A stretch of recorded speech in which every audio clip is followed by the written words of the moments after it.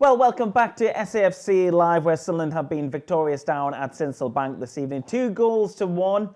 It was a couple of good goals from Sunderland and a late consolation for Lincoln. Danny, overall thoughts on the game once again? Just happy to get through with a win? Yeah, to get through with a win, good start to the competition. If we want to look at that, a lot of minutes for some of these boys who we said earlier needed some game time. Good for some of the young lads to come into the fold and get some minutes in and around the squad.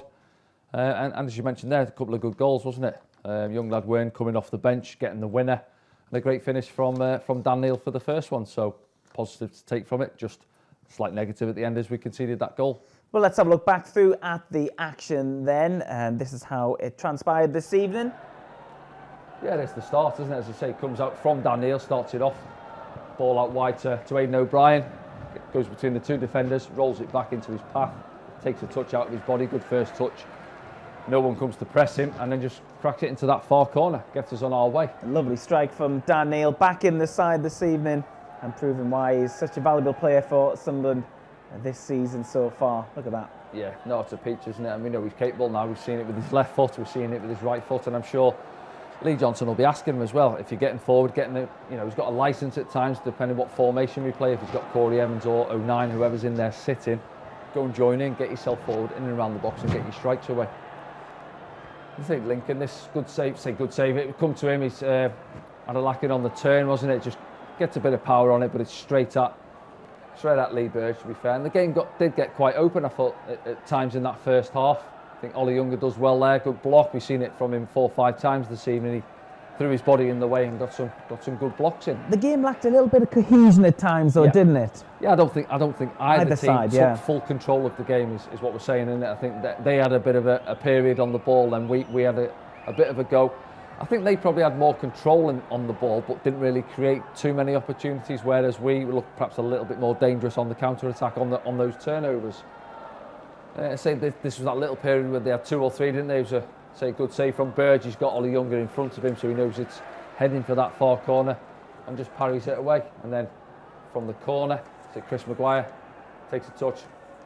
So first time strike, and then again Lee Burge is palming that one away. This one for Harris, as I said, he had 1 or 2 opportunities, one second half where he was on the stretch for it. That one there comes out to him 30 odd yards out. Keeper's scrambling. If it's on target, it might be nestling in that bottom corner. Alex Pitchard had a few shots from distance this evening. He had 2 or 3 efforts from distance, and I'll say from that distance. He had one from about 40 yards second half, which I'm sure we'll see. But right on half time, Aidan O'Brien, great strike from him. Keeper's well beat. Just looking to bend it in that far corner. It just doesn't do enough for him to nestle. This is the one, I think, is it? No, Ellis Taylor. You see him there, goes onto his right foot and works the keeper. That was first minute, I think, of the second half. And there we go, see Lincoln coming on. No one really comes to press him, I think. Yeah, you can see Alves, he knows he's got a man outside him, but once it gets to 20 yards out, he's got to maybe step in it and come and confront him. Jamie Robson with that chance. Dan Neil put this a is nice the one, ball through. Dan Neil, great ball, and then, as I say, by the time he gets to the ball there, Will Harris, he's either got the opportunity to dink, but I don't think it's quite there. The keeper does well, to be fair. He's out quite sharp, and he's on top of Harris. Harris involved again there, just dropping it to the right of a Dan Neil shot. He was involved this evening, Harris. Yeah, he was. Yeah, I thought at times, as I say, back to play, I thought his touch was good. A couple came up to him first half. He brought lads into play. Is that foul for that you? One that there, one? I say, I don't know. It's one of those difficult ones where maybe he gets a little nick on his heels, and he goes down. Ref doesn't agree with it though. Denver Hugh coming across there, starting that move, and it's that second one now. Yeah, the play, it gets tight there. I think Pritchard does the right thing. Just goes back out to Dan Neil. Aidan O'Brien's there. The keeper doesn't get near it, and then there's Wern, a couple of yards out. Just we're going with Wern, aren't we? Stephen Wern. I'm not sure. We're going to change it. I think a couple of times in here, aren't we? But Wern. Not bad though. Let's go on your debut. What a moment that must be for Stephen Wern. He was quite busy and lively when he came on. He had that opportunity where he got the wrong side of his man and. Could have been a foul, was it a penalty or a free kick?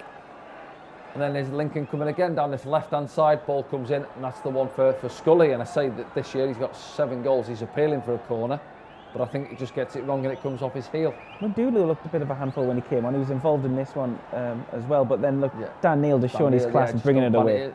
A lot of pros will panic, never mind young lads in that situation, a couple of minutes to go.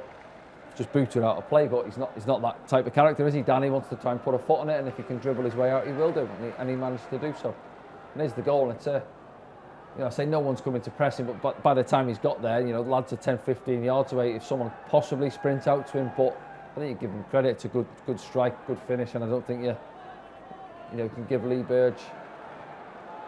Lee Burge sees it quite late as well, doesn't he? There's 3 or 4 bodies in front of him. He's hoping that one of his defenders can stick a foot out and get a block on him, but it's a wet surface and it just zips off the surface into that bottom corner. So disappointing that we didn't keep the clean sheet, but it's good that we're back to winning ways. Yes, indeed. We're going to do some hashtag Ask Danny's in a moment. That's your chance to have your opinion on tonight's game or anything about SAFC if you'd like to. Let's go for the first one then. We can bring it up on the screen. This one's from Adam. Is there a better midfielder in the League One than Dan Neil? I haven't seen one. He was good tonight, wasn't he? And again, he's had those couple of games when he hasn't started for Sunderland in recent times, and he's really, staked that claim for that shirt and that starting position back in the league. Maybe not as influential in the game or two before the 2 games he's been left out. You look at one, if you Cheltenham and you think the gaffer's given him a break and he's freshened it up, but then at the weekend he's not in the starting 11 again. He came on late on, didn't he? Would he have affected the game as much at the weekend? We don't know, obviously, it's hindsight, but through the middle of the pitch, it was a little bit drier, wasn't it? Mm-hmm. Obviously, outside the 18 yards, it was a write-off. But he's back out there tonight, and we know we've said it with Dan, he wants to be playing. When we spoke to him on the podcast, he wants to be out there, and I think now he feels like he's one of the main players, main performers in that starting 11 once he's there. So I think he'll have been hurt not to have played in the last couple. But tonight, Gaffer throws him the armband, he's back out there, and he's putting another solid performance. Silky is the word I'm going for Dan Neil at the minute on the ball. Excellent stuff. Thanks for your Ask Danny from Adam. Let's move on to the next one then, please. This one's from Eddie, who says, do you think the squad we fielded tonight could go all the way in this competition? Emoji, pizza slice. Yeah, pizza slice there, pepperoni. I think if you're looking at there, I don't think Lee Johnson's looking that far ahead. I think he's weighing it up where I'm at with the first team players who need some more game time at this moment in time. As you see, Pritchard, Denver Hume, Alves, probably missed 1 or 2 out there, but there's a lot of changes. Aidan O'Brien was the only one out there from the weekend. Young lads coming into it. Let's say young lads. These lads are now a mixed bag of between sort of 19 and 23-year-olds, so they're not young in terms of football anymore. Maybe in terms of first team games, but it's good that Lee Johnson can bring them in, afford to bring them in. We've got a lot of lads away on international duty now. We've got lads who are coming back from injury. Lyndon Gooch, Aidan McGeady missing tonight. Broadhead's injured, so it's good that these boys can come in. Ollie Younger, others as we mentioned there, and feeling part of it. And then we've got Man United young ones next week, 21-year-olds, so they're young coming to us up against experienced lads. And then Bradford to finish off the group. And then once you get through the group stages, it's 32, last 32, 16, work your way through it.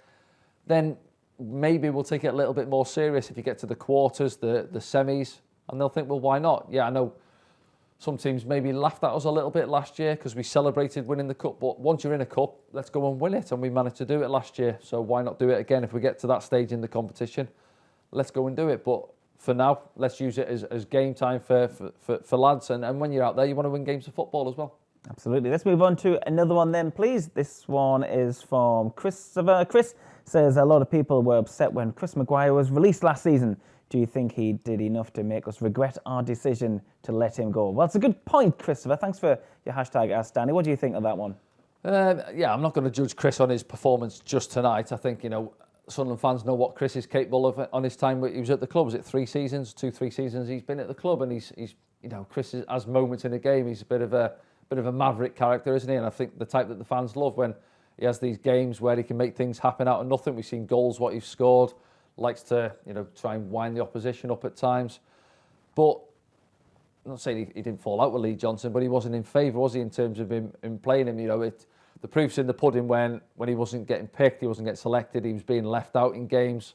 I spoke to him in the car park and he was frustrated that he wasn't getting involved. So I think it was inevitable he wasn't going to be kept on this season. So pasture's new for Chris.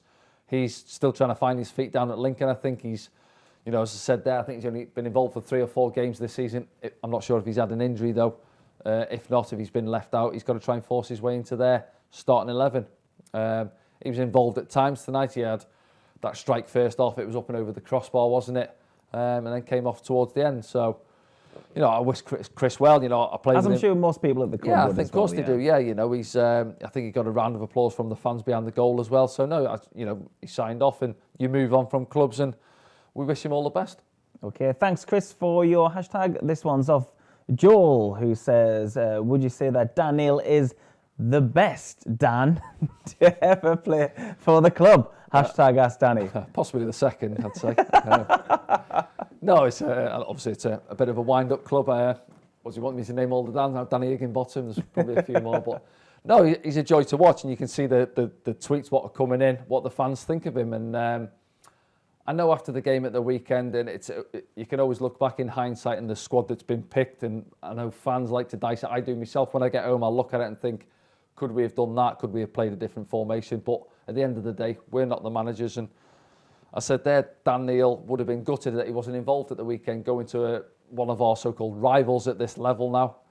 And knowing what he's like, and we had a good sit down with him, and he's almost ahead of his years, isn't he, Dan? I think we're going to see some clips of Dan Neil on the screen in a second now from this evening. Just some of the moments you maybe have been mentioning there, Danny. Just he finds himself on the ball. Yeah, his in range space of passes as well. And I think we asked him, and it surprised me in a way. He said he likes to sit more often than not, rather than get higher up. But I think I can see why he's saying that, because he wants to receive the ball and have that time in front of him. And yeah, I can see that, because he can pick a pass if he's got time and space, as we've seen. But also, this is what I like what he's got. If you're playing him in one of the eights, you know, if you've got, as I said, Luke O'Nien or Corey Evans as your sitter, then you've got him and an Embleton or a Pritchard or someone higher up. That's what Dan brings. Look at him here, give and go around the box. Yes, he doesn't get hold of that one, but he's busy and he's bright, and he can see a pass. Go back to the one at MK Dons, sets up the winner for Embleton. That ball came back to him at pace, and he's got that picture in his mind to see it. That one where he set up the winner down at MK Dons that day. So I think he's got a lot of tools in his box, and I think, you know, I'm not going to put pressure on him, but he's only was he 19 or yeah, he's 19, isn't he? He's 20 coming up, I think, Dan. So he's young, but he plays ahead of his years. We say it about Callum Doyle, plays ahead of his years. You see, he can mix his game up. If he can see a runner in behind, he's looking to drop balls over the top. What do you think Lee Johnson says to a player like Dan? Do you think he says just go out there and, you know, just express yourself? It's a bit of a cliche. Yeah, I think really, he would do. Yeah, he's not it's a strange one. I'd say not a player. Don't have to coach too much, if you know what I mean. You can see he's almost a free spirit. He's comfortable on the ball. You know, he gets in pockets. But he said himself, what's this now? There you go. Look, see you later, and he's away. And that's what you want to see from him. You know, I don't think that's something you can coach into somebody. That's a natural ability. But yeah, you can tweak him in terms of wanting him to play a certain way in the system. But you look what he brings to the side when he's out there. There you go again. Another little threaded 10 yards. It's unlucky, that one. I think Aidan O'Brien's just off balance, trying to play it into Will Harris's path. This one here now, this is Will Harris, isn't it? No, Dan Neil again. Yeah, strike, off balance on that one. But when he's on the ball, when he's in the game, Dan, he's always looking to make things happen. And as I said there, prior to the Cheltenham game, perhaps he wasn't involved as much. I wouldn't say he had bad games, but just not involved as much. But a lot of tools in his locker, strings to his bow, whichever way you want to go about it. But I like what I see with Dan Neil, and I'm sure the fans do. And I'm sure we'll see him back out there next game. Mine was Dan Smith, by the way, if you wanted to know. Dan Smith, you okay. Let's move on to another one then. This is the number 5 of hashtag Ask Danny. From Jonathan, what's your view on the Man United under 21 game coming up, and the fact that LJ saying he's going to play most of the young lads and take the fine? I'm not sure I'm aware of that statement, but he will be playing a lot of the younger players. Yeah, similar to what we've seen tonight, I think. We've got another week now, haven't we? We haven't got a game Saturday, so Lyndon Gooch springs to mind. I'm not sure where he's at. If he's back training, he could do with the run out, because he's missed a couple of weeks, hasn't he? Aidan McGeady came off against Cheltenham, didn't play at the weekend. That could be another gap for him, so he might want to come in and have a run out. I think the question that the manager might speak to the lads in training as well, because as I said there during the commentary, where if you've got 10 days or so where you're just training, I'd rather go and have a game. You know, all right, it's against Man United's under 21s, but you're out at the Stadium of Light, nice pitch. You want to get back out there, get amongst it, and then again, if you are involved and you're impressing Lee Johnson, then you think it's on the Wednesday, he's got to pick a team for the Saturday. So if you go out there and put in a good performance, you know what, he's in my thoughts for the weekend now. So a lot of positives in terms of that. I'm not sure where this has come out about the fine if Lee Johnson has said that. I can't imagine he would have said that. No, possibly not. But no, I don't think he'd go into it looking, I'm going to play the young lads, all of them. I think we'll see a mix as we did tonight, and I don't see why not.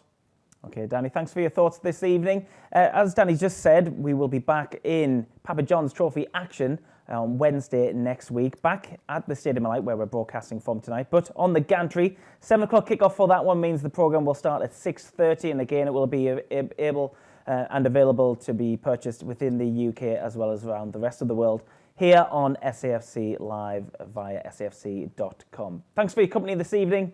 We'll see you next time.